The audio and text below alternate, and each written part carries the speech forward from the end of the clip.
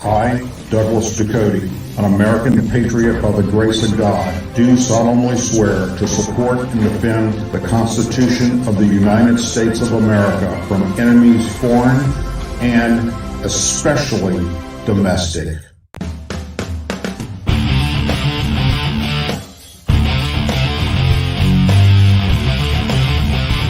I, Douglas Ducote, an American patriot by the grace of God, do solemnly swear to support and defend the Constitution of the United States of America from enemies foreign and especially domestic.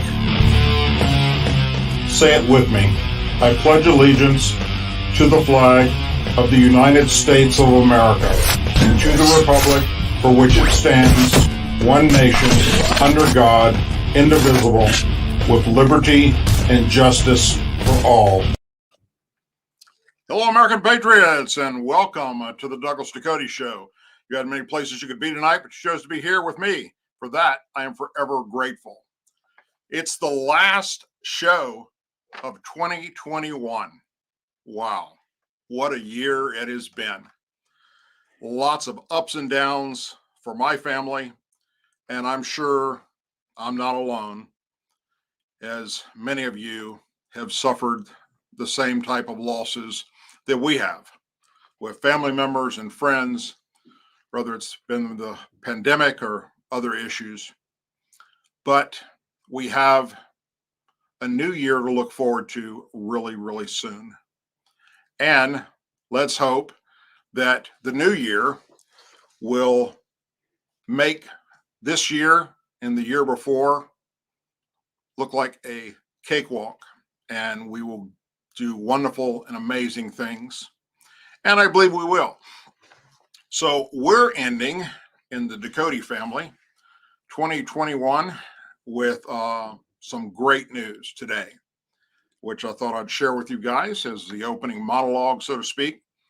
My youngest son, many of you know, is an airline pilot. He's been flying for the airlines now for about a year. And today he was upgraded to captain. So he will get the promotion. He'll move over to the left seat and be in charge of the aircraft.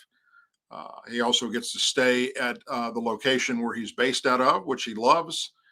And his girlfriend is also a pilot with the same company, and she got promoted as well today. So they both get to stay there where they're at. They get to stay on the same aircraft that they're flying. So that is wonderful news. The other thing is, I had this little bout with some cancer issues recently and had a surgery. Today I went in and had the stitches removed and from where they took it out.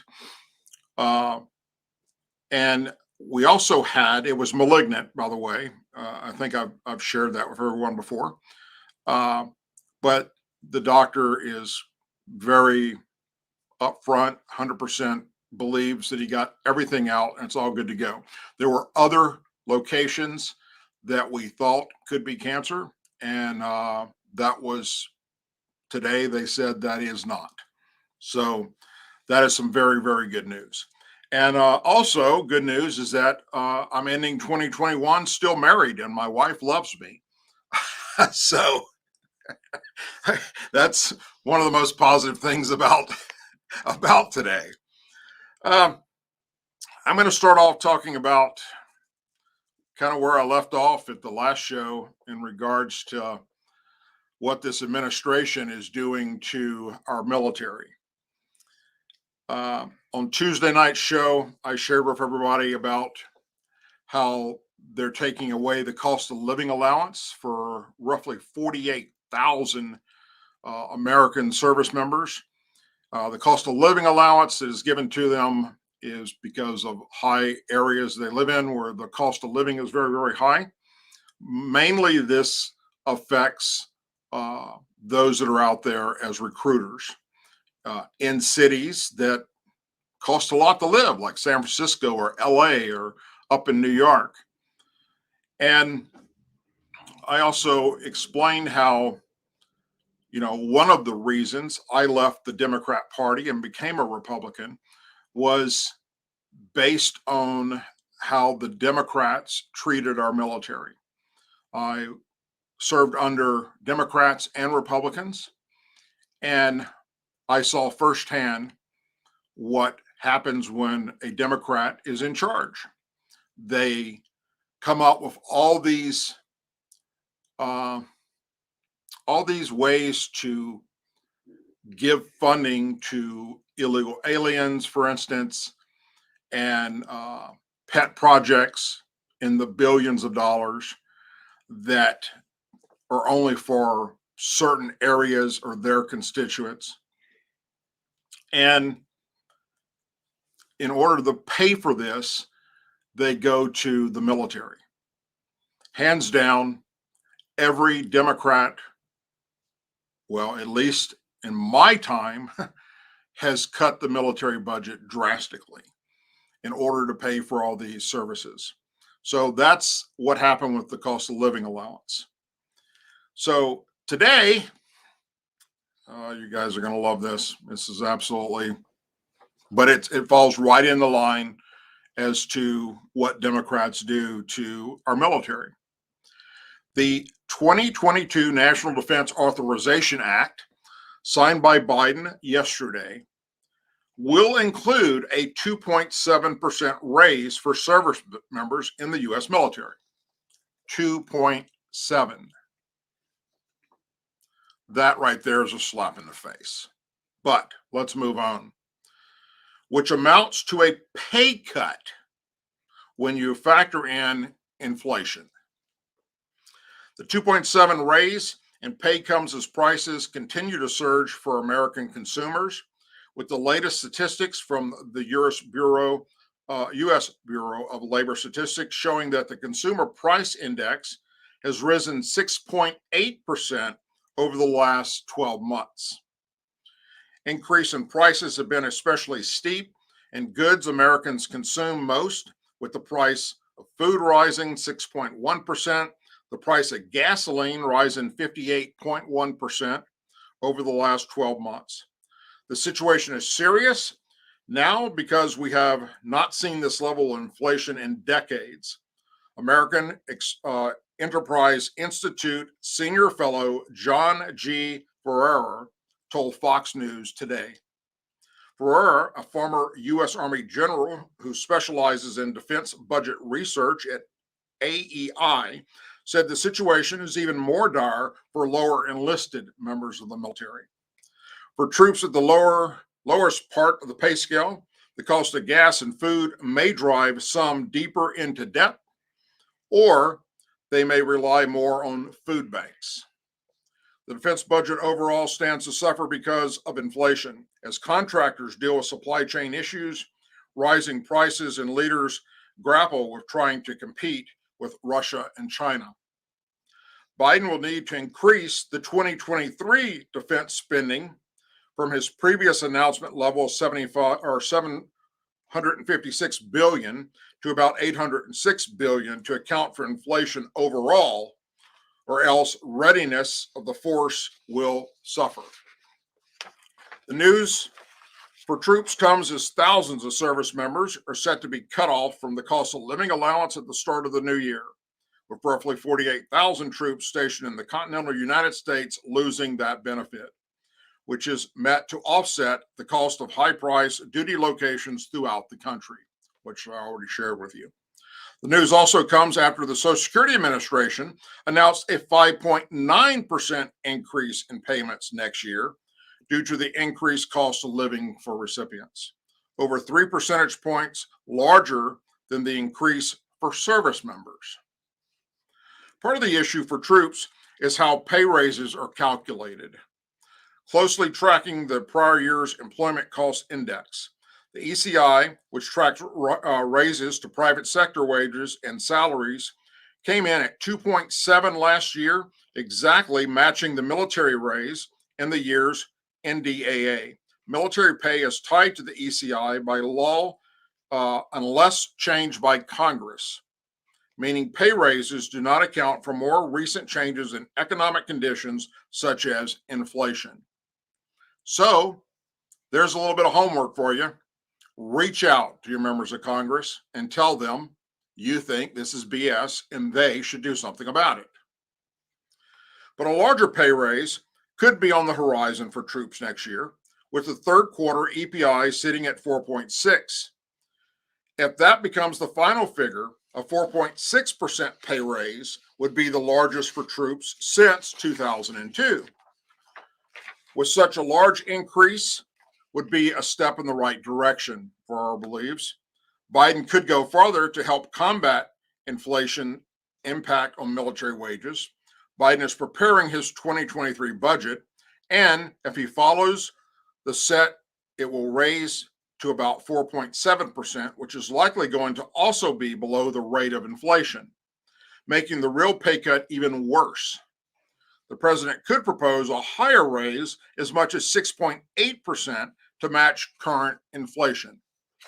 And he's not going to do that. Because if he does, well, Nancy Pelosi isn't going to have everything she needs to pay for all those streaming across our border and other unbelievable things that are being paid for out of your money. The National Institute of Health was accused of involvement in a $1.2 million contract over the past decade to purchase beagle dogs for cruel experiments. This story is sickening. The most recent alleged violation is from a Virginia-based supplier called Evigo, E-N-V-I-G-O, which is accused of providing nearly 5,000 beagle dogs and puppies to NIH and other labs to be confined and tortured. Investigators found more than 360 dead dogs when they went in. The NIH has been cited by the Department of Agriculture for the hideous conditions inside these warehouses where the dogs were being kept. They have been cited for direct and critical violations, for failure to provide basic necessities of life to these nursing mother dogs and their puppies, keeping animals in temperatures as high as 92 degrees without air conditioning, plunging needles into their heads of puppies to drain hematomas, and so much more. The investigation is ongoing. The dogs in these facilities are being raised especially for cruel experiments that are useless and paid for by what? Your tax dollars. Why are beagles allegedly the breed of choice? The gruesome truth, they're easy to torture. Beagles are small and docile. They're such gentle, loyal dogs, and unfortunately, they're also submissive, and they're easy to torture without posing a public safety risk to their abusers. Dr. Anthony Fauci of the National Institute of Allergy and Infectious Disease has been wrapped up in the scandal for originally funding experiments where beagle puppies were drugged before their heads were locked inside cages filled with hungry infected sandflies. The NIH generally spends about $19.6 billion a year of your taxpayer money on animal experimentation. Look, I have 3 dogs. I've had dogs all my life. I'm a dog person. I find comfort in my dogs more so than I do in most humans. When something happens to a dog or any animal, a pet that has no control over their situation, when cruelty is involved, I take that personally. And I could go on and on about what I think should happen to these hideous bastards, but I think you all understand and probably feel the same way I do. This is absolutely disgusting, and it needs to stop.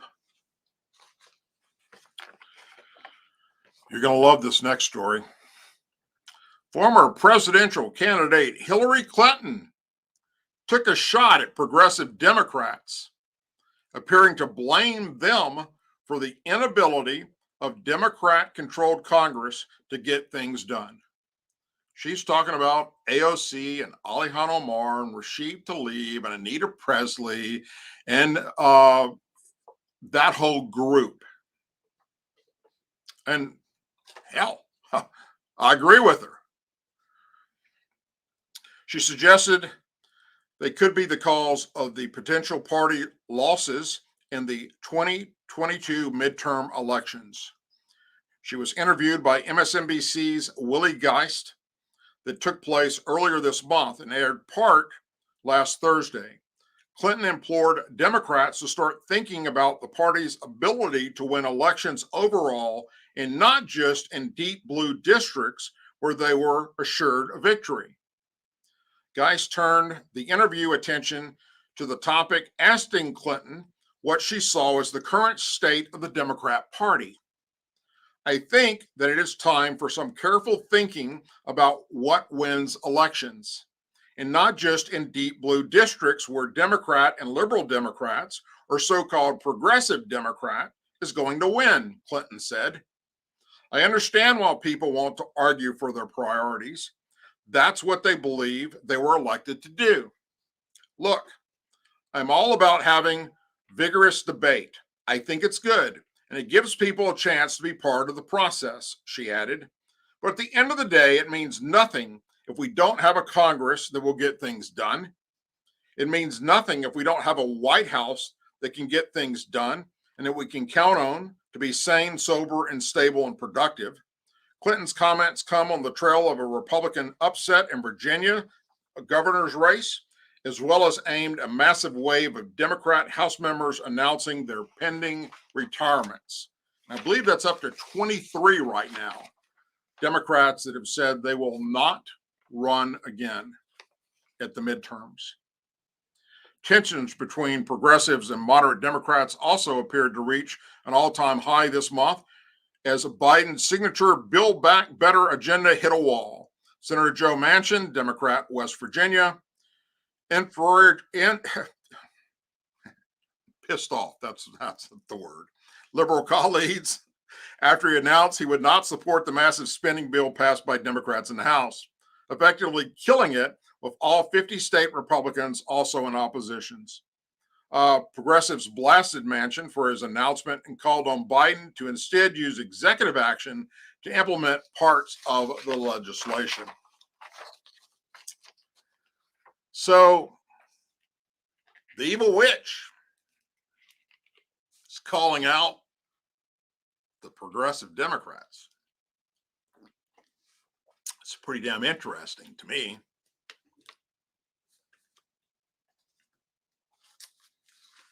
Let's talk about the border for a moment.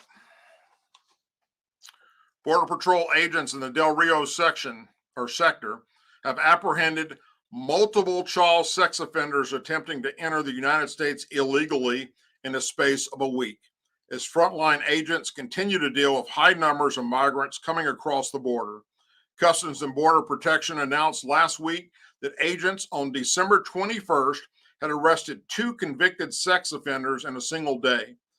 One of the men from Honduras had been convicted of sexual assault of a child back in 2018 and sentenced to 4 years in prison, and was ultimately deported in 2020. On the same day, agents picked up a Mexican national with a previous conviction for lewd acts with a minor under the age of 14.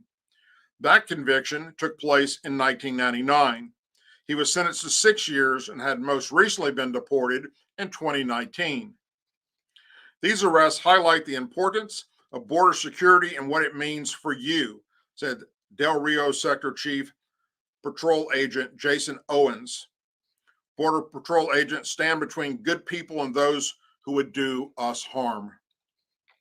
No matter the circumstances, they remain dedicated to keeping criminals like these out of your communities, Owens announced this week. And then on Monday, agents in the sector apprehended another Honduran national with a prior conviction of sexual assault on a victim 13 to 14 years old in Louisiana.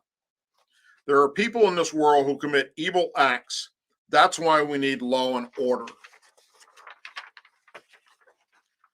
Agents at the border regularly encounter migrants with past sex crime convictions. This week, the CBP announced that agents in the Rio Grande Valley sector had arrested 2 gang members, including one with a prior conviction of sexual assault. Earlier this month, RGV agents arrested 3 gang members and 2 migrants with prior sex convictions, including one that had been sentenced to 10 years probation for sexual abuse of a minor under age 11 in New York in 2005. In fiscal year 2021, there were 488 criminal convictions for sexual offenders among migrants coming across the border that were caught. That's up dramatically from 156 in fiscal year 2020 and 58 in fiscal year 2019. So far in fiscal year 2022, which began this past October, there have already been 64 sex crime convictions among illegal aliens coming across our southern border.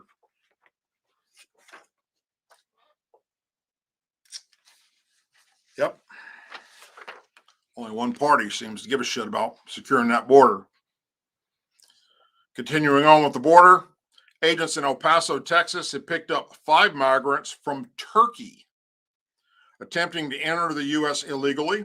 As officials said, they are seeing foreign nationals from dozens of countries arriving at the U.S.-Mexico border. Because they're on the no-fly zone list, they can't get into America any other way, so they go south and come up. El Paso Chief Border Patrol Agent Gloria Chavez announced that agents in Yastella had intercepted the 5 Turkish nationals entering the U.S. illegally. She added that agents in the sector have so far arrested migrants from over 45 different countries. Border security is national security, she tweeted, along with a graphic that said Turkish insertions.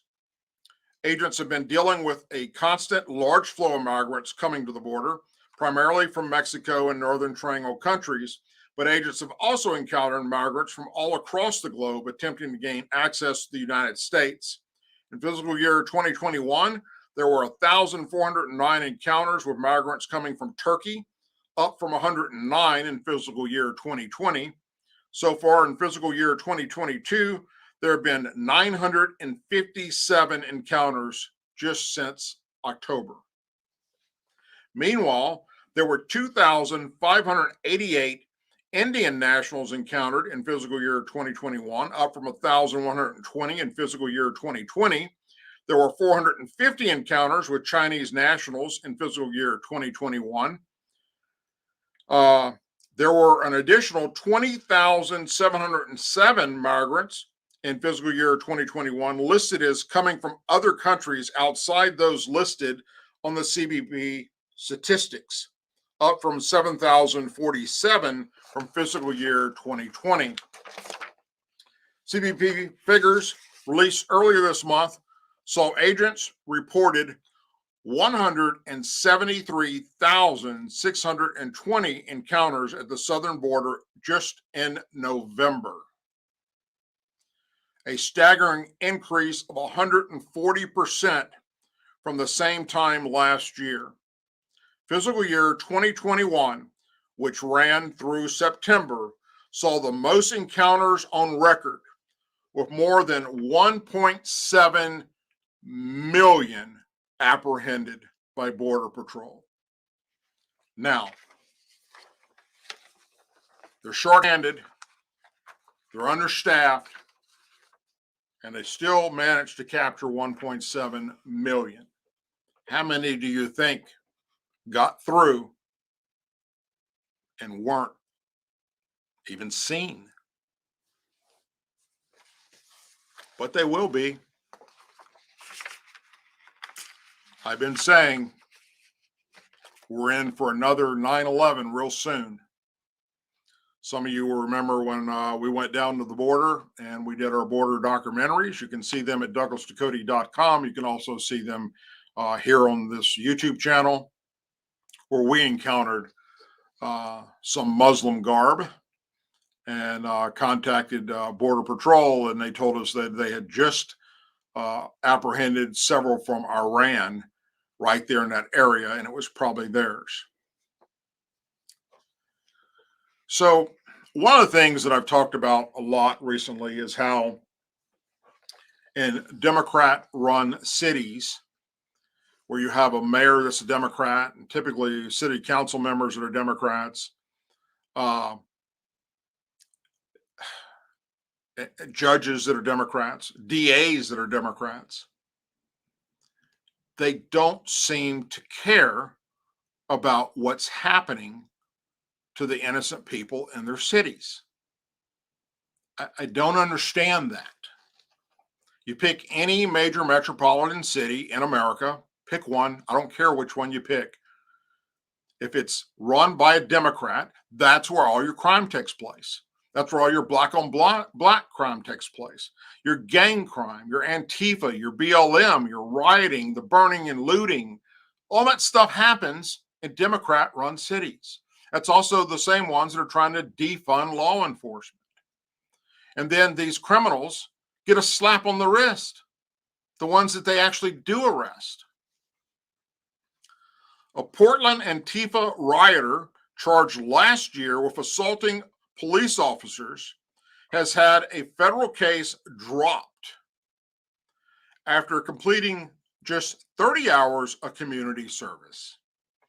According to court documents, Eva Warner of Beaverton, Oregon, who police said was also known as Joshua Warner, was charged in September 22 with felony civil disorder. On the evening of August 8th, 2020, authorities declared a riot at the Portland Police Association's office on North Lombard Street in Portland after Antifa members broke windows and set fire to the office. And I'm sure you all remember that. They burned police cars, they burned businesses, they threw bricks and horrible, things filled with bleach at cops. They burnt a police station down. They burnt a courthouse. They burnt a post office. The rioters had used vehicles and dumpsters to illegally block traffic, according to the Justice Department. That summer, Portland, like many other major cities, was facing mass protests that descended into violent rioting in response to the police killing of George Floyd in Minneapolis. Portland police said Warner directed a high-powered laser into the eyes of law enforcement officers trying to disperse the crowd. Warner resisted arrest, prompting officers to use force. A laser pointer was found on her possession. Warner was booked into custody and charged with intentionally obstructing, impeding, interfering with law enforcement officers engaging in official duties, but later released without bail. Didn't even get bail. They just let her out. About a week later, Warner was arrested again and charged with second-degree criminal mischief in connection with another riot. Warner was again released from custody without bail. Portland has what? Oh, Democrat mayor, Democrat city council, Democrat DAs, Democrat judges. A week after that, Warner was arrested a third time in connection with yet another riot and charged with interfering with a peace officer and second-degree disorderly conduct. Warner was once again released without bail. Aimed at federal investigation, U.S. Marshals arrested Warner on September 2nd, 2020 in Southeast Portland apartment without incident. Warner appeared in court before a U.S. judge the next day and was later released pending further court proceedings. Warner was looking at a maximum of 5-year sentence in federal prison if convicted. Scott Eric Asfel, acting U.S. Attorney for the District of Oregon, filed a motion December 21st asking the court to dismiss with prejudice the indictment against Warner in the best interest of justice. The motion noted that the defendant had performed at least 30 hours of community service. The next day, U.S. District Court Judge Michael H. Simmons dismissed Warner's indictment with prejudice, according to court documents obtained by Fox News. Fox News has reached out to the acting U.S. Attorney for the District of Oregon, Thomas S. Ratcliffe, as well as the Portland Police Association. Warner's attorney was not available for comment. Portland Police declined to comment on Warner's case, saying its role is to investigate crime, make arrests, forward the case to the district attorney for prosecution. And nothing gets done. So, look, it's just like parents understand this, okay? If your kid is acting up and being a little shit, and you just let them get away with it, they continue to do the behavior. The behavior doesn't change until the consequences for the behavior outweighs everything else. These Democrat mayors and city council members and DAs and judges are aiding and abetting this stuff. It's never going to stop. Antifa and BLM are going to continue to do this shit because nothing stops them from doing it. They get arrested, they go in one door and out the other. And it's absolutely insanity. Speaking of absolute insanity, Washington State lawmakers introduced a bill this month that would reduce penalties for drive-by shootings with the aim of promoting racial equality. Because too many of the drive-by shooters are Black or Hispanic. There's not enough white people doing drive-by shootings, so therefore it's not fair. That's the ideology here. The bill, introduced by Democrat Representative Tara Simmons and David Hankney ahead of the state's 2022 legislative session, would eliminate drive-by shootings as the basis for elevating a first-degree murder charge to aggravated murder in the first degree, which carries a mandatory sentence of life imprisonment. Drive-by shootings were added to the list of aggravated factors for murder charges back in 1995. Other aggravating factors include the murder of law enforcement officers, murders committed by inmates while they're behind bars, and murder for hire schemes. The aggravated factor that the bill would eliminate reads, the murder was committed during the course of or as a result of a shooting where the discharge of a firearm is either from a motor vehicle or from the immediate area of the motor vehicle that was used to transport the shooter or the firearm. Representative Simmons, who represents a district in Western Virginia, argued that it's clear that it was targeted at gangs that were predominantly young and Black. I believe in a society that believes in the power of redemption, she told Fox News Digital in a statement. Murder is murder, no matter where the bullet comes from, but locking up young people and throwing away the key is not the answer. I bet you, madam, if they shot and killed one of your family members, you wouldn't feel that way, would you? Pathetic piece of shit is what you are. When drive-by shootings were added as a Aggravating factor, in 1995, the state was experiencing a surge in gang-related crime, according to a report from the Washington Association of Sheriffs and Police Chiefs. In 1991, there were just 3 gang-related homicides, but there were 17 in 1992, 31 in 1993, 26 in 94, 13 in 95. The aggravated factor for drive-by shootings has only been used once since it was instituted in 1995, according to Simmons. Kamato Carter, who was part of a gang since he was 11 years old, played a role in a drive-by shooting in 1997 at the age of 18 that left college student Corey Pittman dead and 2 others wounded, the Seattle Times reported. Carter received 777 years in prison. If he had been standing outside of the vehicle at the time, he would have faced 240 to 320 months in prison. Instead, he was sentenced to life in prison with no opportunity for parole because of this law, Simmons said. This law's history and application is what we mean when we talk about systemic racism. Give me a frickin' break. Simmons argued that Carter had turned his life around by funding a program called Teach, or Taking Education and Creating History, which provides education and classes to inmates. Her bill would retroactively apply to anyone who was convicted of aggravated murder in the first degree if a drive-by shooting was the only factor, meaning that Carter could potentially be freed from prison if the bill is passed.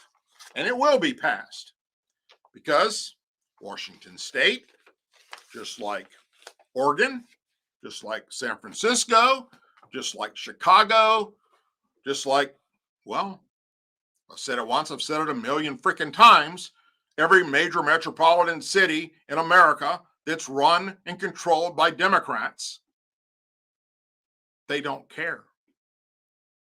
They just don't care. And they make shit up. If the problem, the drive-by shootings, are all black and all Hispanic, and you're an educated human being in the justice system of your state saying it's not fair because white people aren't committing the crime to lock up the black and Hispanic people.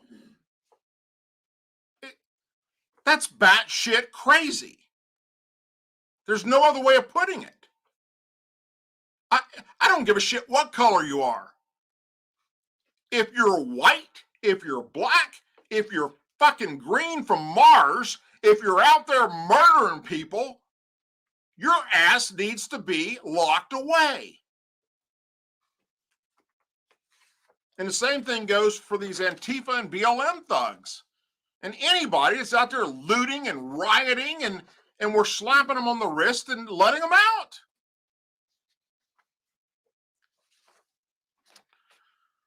So, how many of you have Amazon Echo? Little lighter story, yet it's sad. A mom's Amazon Echo reportedly recommended a dangerous online challenge to her child earlier this week. On Sunday, Kristen Laval tweeted a screen grab writing, "My 10-year-old just asked Alexa on our Echo for a challenge, and this is what Alexa said." In the screen grab, which appears to show the Echo's activity, the apparent command, "Tell me a challenge to do," followed by Echo's response, "Here's what I found on the web."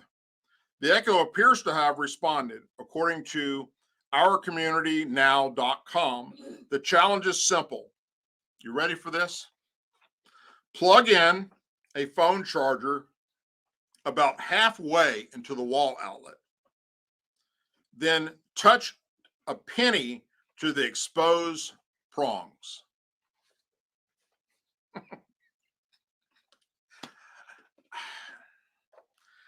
The article that Alexis referenced in her apparent response to this young girl was a January 2020 report from ourcommunitynow.com, which warned parents against the trend called the Outlet Challenge.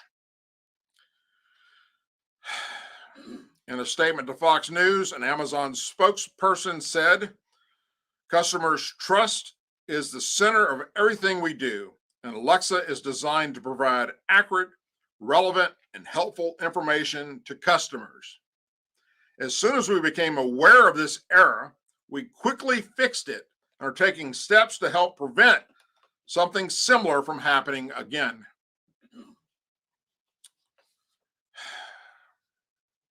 In a follow-up tweet, the mother wrote, "I was right there," and yelled, "No, Alexa, no," like it was a dog. "My daughter says she's too smart to do something that's stupid anyway." The mother explained why her daughter was asking Alexa for the challenge.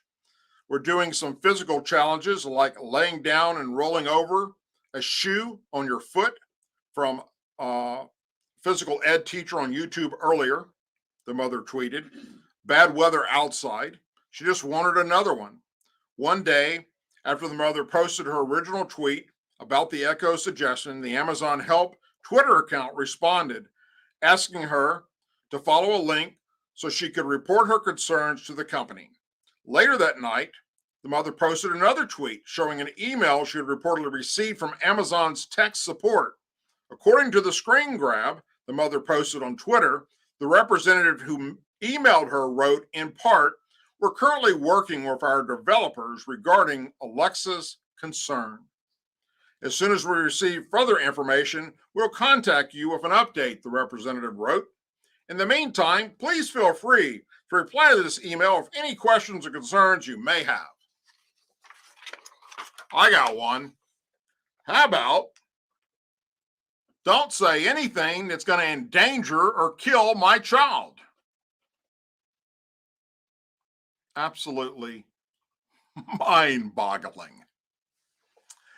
Folks, if you haven't already done so, please subscribe to this channel. Tell all your friends and family about it. Share my videos. Share the channel, for that matter. In the description of this video, or it will be a video once the live stream is over with, you will see all the different places you can follow me on social media. Some, like Twitter, which I was banned for life, has allowed me back again. And I'm there for only one purpose, and I'm sure you can guess what that is.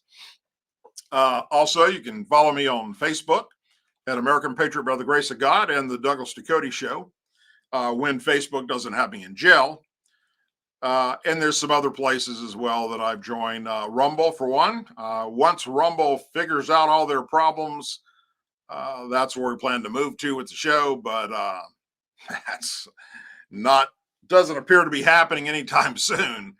There's a lot of problems with these. And I guess that's to be, with technology these days and with so many people joining these sites right away, they're overwhelmed. And until we can find something that is as solid as far as a base is concerned, like YouTube, even though they hate me and they hate anybody that's conservative or Republican or anybody that speaks out against Democrats or liberals, even though I speak out against Republicans too. I don't give a shit. We send you to Washington, D.C. to work for we the people, and you're up there screwing off and doing things for your own good, and you're making horrible laws, and you're doing stupid shit. Guess what? We're going to talk about it.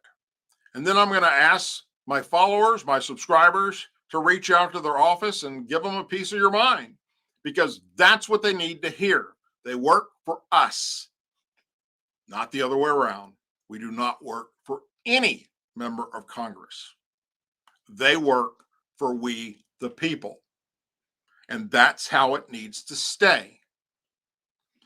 Anyhow, also, if you haven't done so, please go to douglasducote.com. Check out the website where you can see videos that you can't see typically here on YouTube because I'm not politically correct. I know that's a shocker for many of you, but yeah, it's true. I'm not. Um, and every now and then I say something that I probably shouldn't. It's not Christian like, but that's between me and my God. And it is what it is. You had many places you could be tonight. You chose to be here with me. We're ending this year. Hopefully, all of you are ending this year on some type of a positive note. Yes. And oh, I just heard from the wife. She said yes. She's the one that I said, hey, she still loves me. That's amazing. I managed to go through another year married to the most wonderful woman I've ever met. Anyhow, my friends, please say a prayer for our men and women serving in the United States military, our veterans, our law enforcement officers, our first responders, their families, our angel families, our blue and gold star families, and our country.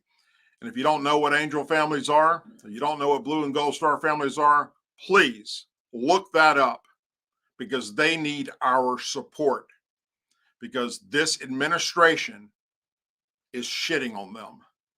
And it is absolutely, completely uncalled for. And it needs to stop now. I wish you all a happy new year.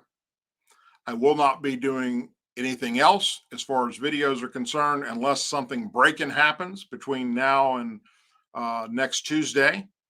But I plan to be back into the new year next Tuesday with a brand new episode of the Douglas Ducote Show, and I hope that you will join me.